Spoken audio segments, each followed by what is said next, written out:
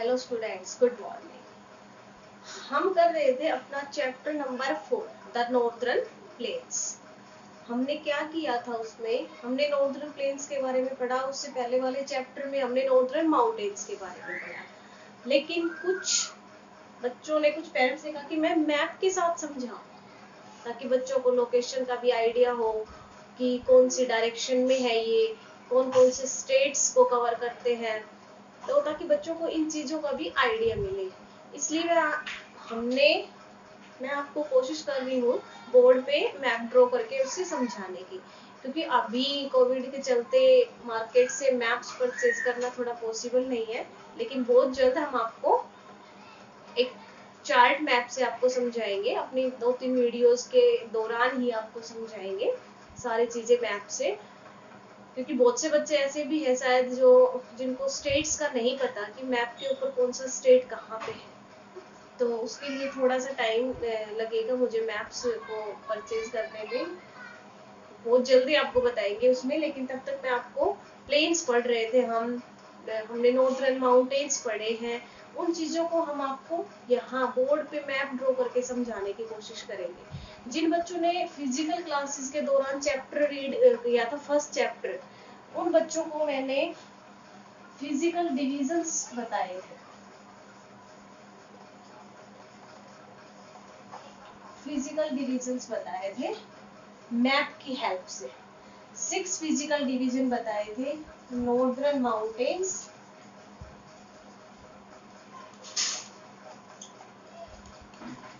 And northern planes.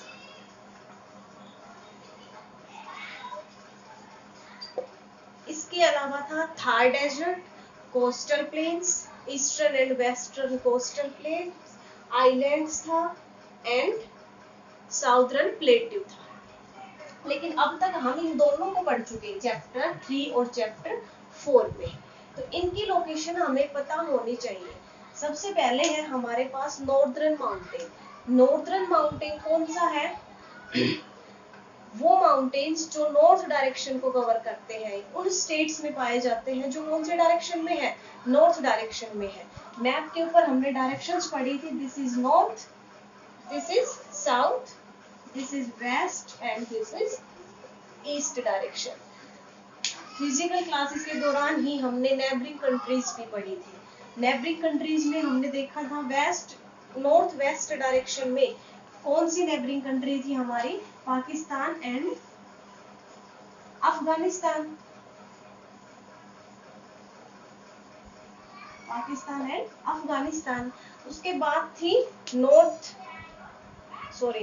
North east direction. North east में थी China, Nepal, Bhutan. South में थी हमारे श्रीलंका, म्यांमार, एंड ईस्ट में थी कौन सी? Myanmar and Bay of Bengal, Bhutan, नहीं भूटान तो इधर थी म्यांमार एंड बांग्लादेश। ये थी नेबरिंग कंट्रीज जो हमने अपनी फिजिकल क्लासेस के दौरान चैप्टर रीड किया था, फर्स्ट चैप्टर, उसमें रीड की थी हमने हमारी नेबरिंग कंट्रीज। अब हम बात कर रहे हैं नॉर्दर्न माउंटेन्स की। नॉर्दर्न माउंटेन्स वो है जो नॉर्थ डायरेक्शन को कवर करते हैं, नॉर्थ डायरेक्शन में जो माउंटेन्स है। अब नॉर्दर्न माउंटेन्स कहाँ से कहाँ तक लाई करते हैं, देखिए।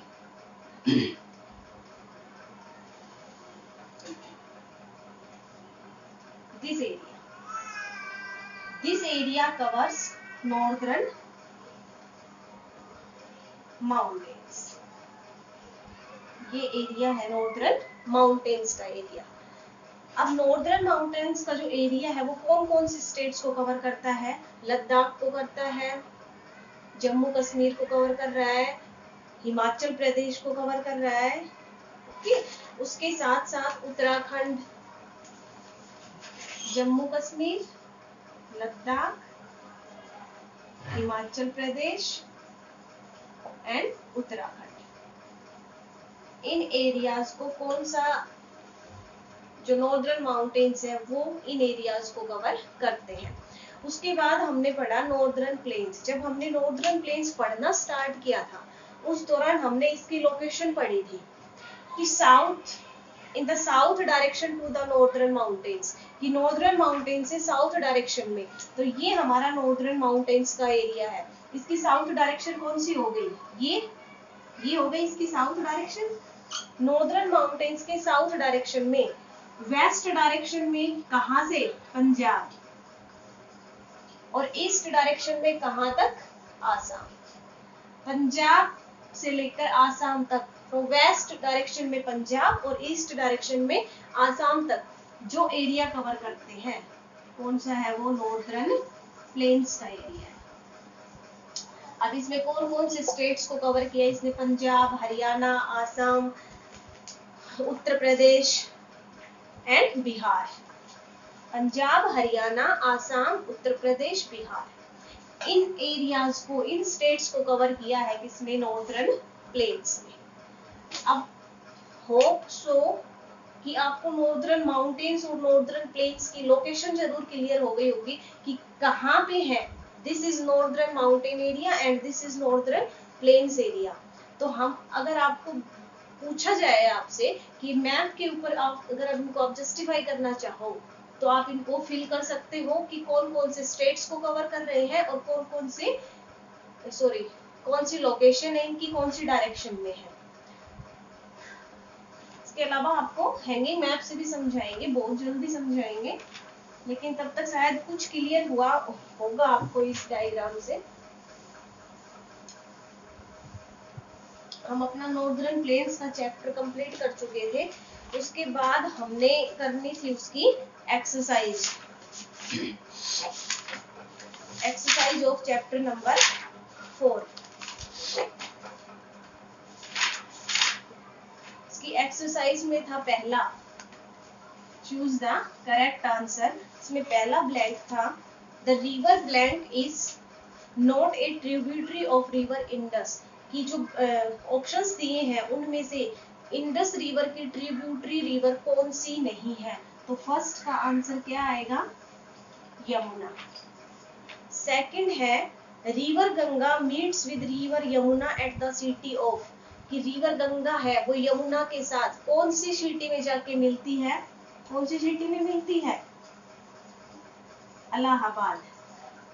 थर्ड है, blank is an area watered by a river and its tributaries, उस एरिया को क्या कहा जाता है जहां पर रिवर्स और उसकी ट्रिब्यूटरीज से वाटर जाता है, पानी पहुंचाया जाता है, उसको बोलते हैं बेसिन। हमने बेसिन की डेफिनेशन पढ़ी थी कि area where water comes from the rivers and their tributaries. Fourth है, the blank dam is build on river Sutlej, Sutlej river के ऊपर कौन सा डैम बना, भाखरा नंगल डैम। नंबर 5 पे है, the soil of the northern plain is known as, northern plains में जो सोयल मिलती है उसका क्या नाम है, एलुवियल सोयल। उसके बाद क्वेश्चंस हैं, क्वेश्चंस के बाद है state whether these statements are true and false.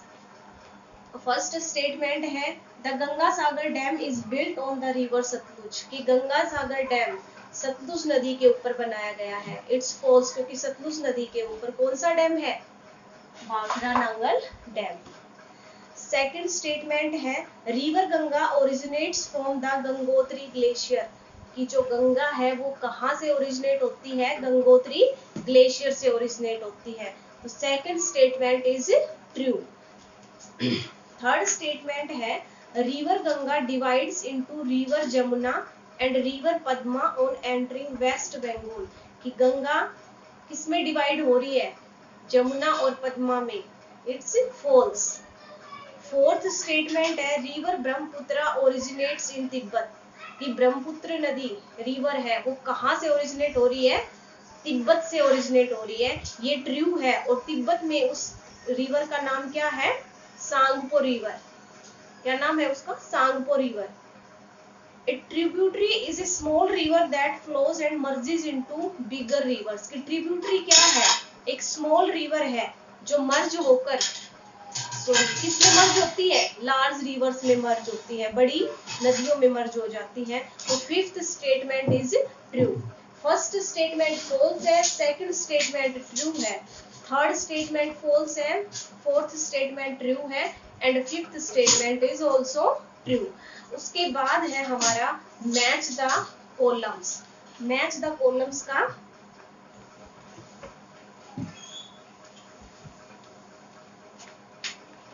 Match the columns में इसमें फर्स्ट है बेसिन, सेकंड है ट्रिब्यूटरी, थर्ड है सुंदरबन, फोर्थ है सांको एंड फिफ्थ है alluvial. A small river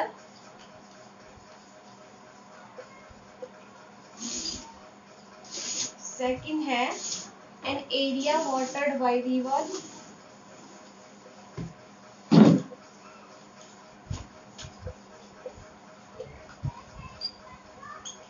third है name of Brahmaputra,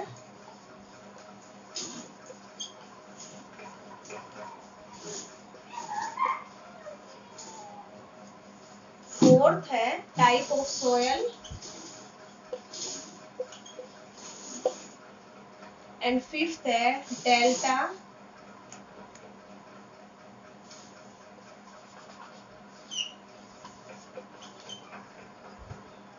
in river Ganga. ये है हमारे मैचअप्स। अब इनको हम मैच करते हैं। देखिए सबसे पहले है बेसिन। बेसिन क्या है?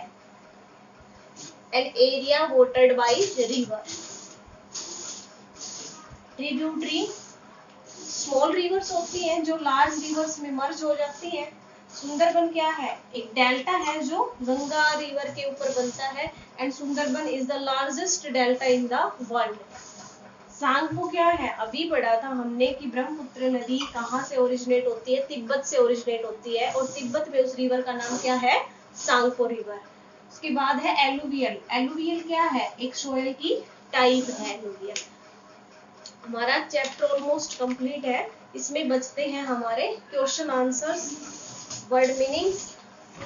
हमने इसके हार्ड वर्ड्स कर लिए। अब देखिए इसके वर्ड मीनिंग्स है। इसके वर्ड मीनिंग्स में फर्स्ट मीनिंग आता है ट्रिब्यूटरीज का। ट्रिब्यूटरीज की डेफिनेशन हमें बहुत अच्छे से पता है क्या है? Small reverse which merges into the large reverse. ऐसी छोटी छोटी नदियां जो मर्ज होकर किसमें मिल जाती है? लार्ज रिवर्स में। सेकंड है इरिगेशन। इरिगेशन क्या होता है? वाटरिंग द क्रॉप्स, कि फसलों में पानी देना क्या कहलाता है? इरिगेशन कहलाता है। थर्ड है डिस्कार्ड। डिस्कार्ड किसी चीज का बहिष्कार करना कह सकते हैं हम। तो इसका एग्जैक्ट मीनिंग हम क्या करेंगे? Throw that things which are not for use. उन चीजों को फेंकना जो हमारे लिए यूज की ना हो। अनयूजफुल थिंग्स, वेस्ट थिंग्स बोल सकते हैं हम। Waste things discard. उसके बाद रीजन है। रीजन दो बताए थे मैंने आपको, अगर पता हो। एक होता है REGION और एक होता है REASON, रीजन। इस रीजन को हम नॉर्मली कारण के लिए यूज करते हैं। रीजन जानना, किसी चीज का कारण पता करना। और इस रीजन का मतलब होता है पार्ट, क्षेत्र, एरिया। ओके, तो रीजन का मतलब क्या है? Part.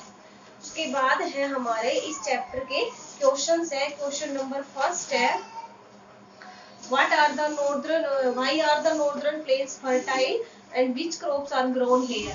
The northern plains fertile क्यों होती है? हमने जब चैप्टर स्टार्ट किया उस टाइम हमने पढ़ा था कि जो सोयल ऑफ नॉर्दर्न प्लेन्स होती है वो वेरी फर्टाइल होती है। क्यों होती है? क्योंकि जब रिवर्स फ्लो करके आती है तो वो अपने साथ मिनरल्स रॉक्स और सिल्ट्स को अपने साथ बहाकर लाती है और उन्हीं की वजह से वहां की जो सोयल है वो क्या है, फर्टाइल है। वहां पर कौन कौन सी क्रॉप्स उगाई जाती हैं, व्हीट है, शुगर केन है और कॉटन है। सेकंड क्वेश्चन है name the major river basins of the northern plains, कि नॉर्दर्न प्लेन्स के मेजर रिवर बेसिन्स के नाम बताने हैं। तो हमने पढ़ा था कि नॉर्दर्न प्लेन्स में मेनली 3 रिवर्स काम करती हैं, इंडस, गंगा एंड ब्रह्मपुत्र। और 3 बेसिन्स पढ़े थे इनके, Indus basin, Ganga basin and Brahmaputra basin. उसके बाद थर्ड क्वेश्चन है the northern plains are thickly populated by, क्यों है थिकली पॉपुलेटेड, वहां पॉपुलेशन क्यों है थिक, क्योंकि वहां की जो सोयल है वो क्या है, बहुत ज्यादा फर्टाइल है।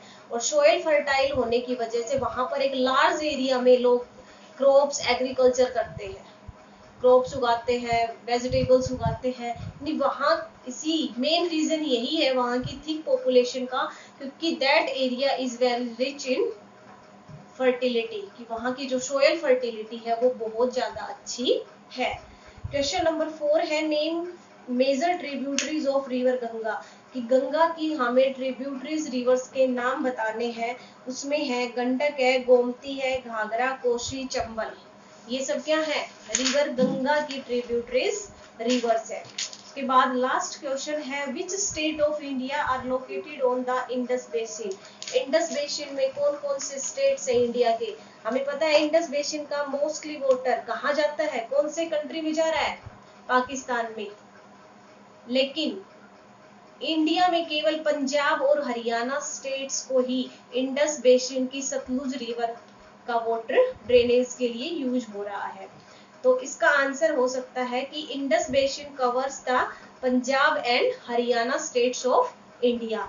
ये था हमारा ऑल ओवर चैप्टर नंबर 4।